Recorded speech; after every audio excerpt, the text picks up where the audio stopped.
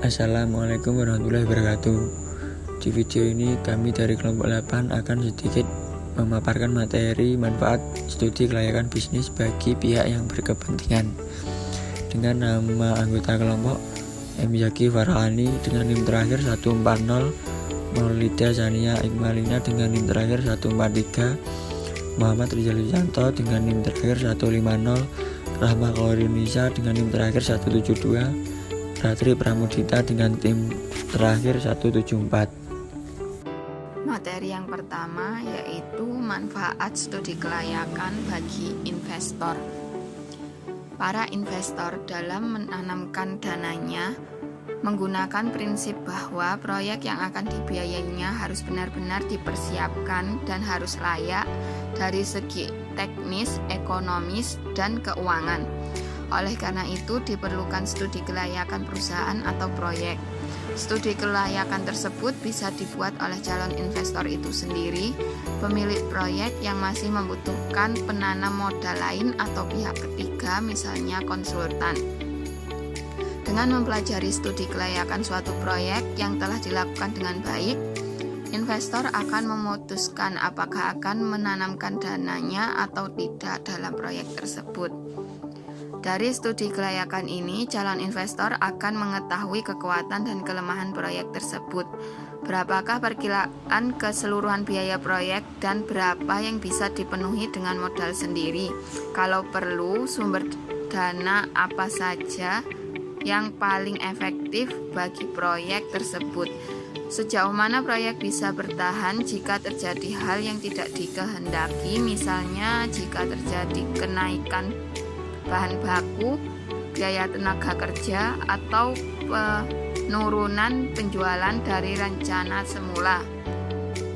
Selain itu, seorang investor akan memutuskan menanamkan dananya pada proyek tersebut jika proyek yang bersangkutan memiliki resiko seminimal mungkin. Andai kata diperkirakan akan terjadi resiko, maka resiko apa saja yang diperkirakan akan timbul dan bagaimana pula cara penanggulanginya.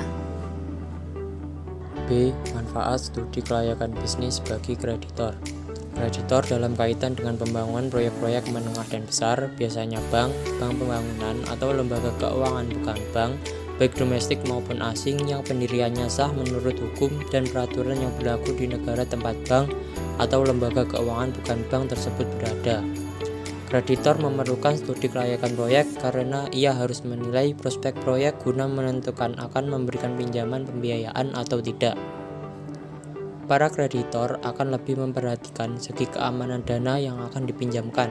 Dengan demikian, mereka mengharapkan agar pembayaran bunga dan angsuran pokok pinjaman bisa dilakukan oleh pemilik proyek tepat pada waktunya.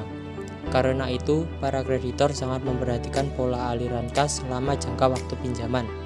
Tentu saja hal ini tidak berarti para kreditor tidak memperhatikan prospek usaha tersebut, melainkan mereka lebih memperhatikan periode pengembalian pinjaman.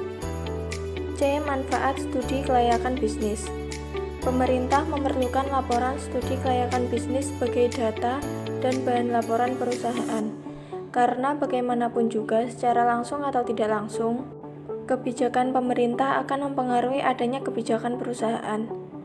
Manfaat studi kelayakan bisnis bagi pemerintah yaitu berkaitan dengan manfaat proyek bagi perekonomian nasional.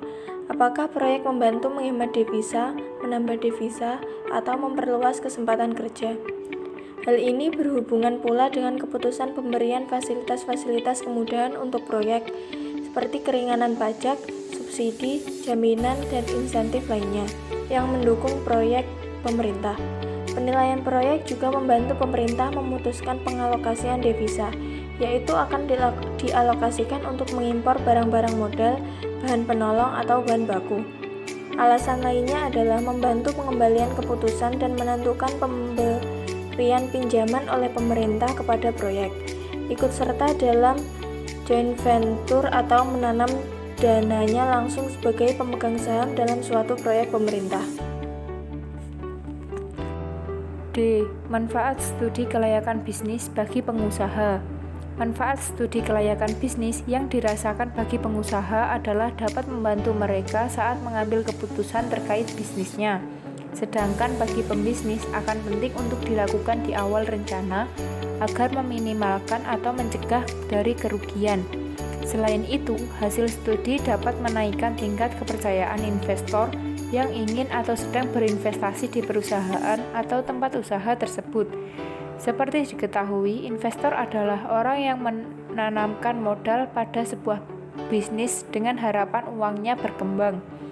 Tujuan utama dari studi kelayakan bisnis adalah untuk menilai peluang proyek bisnis, apakah proyek tersebut layak dilanjutkan atau tidak.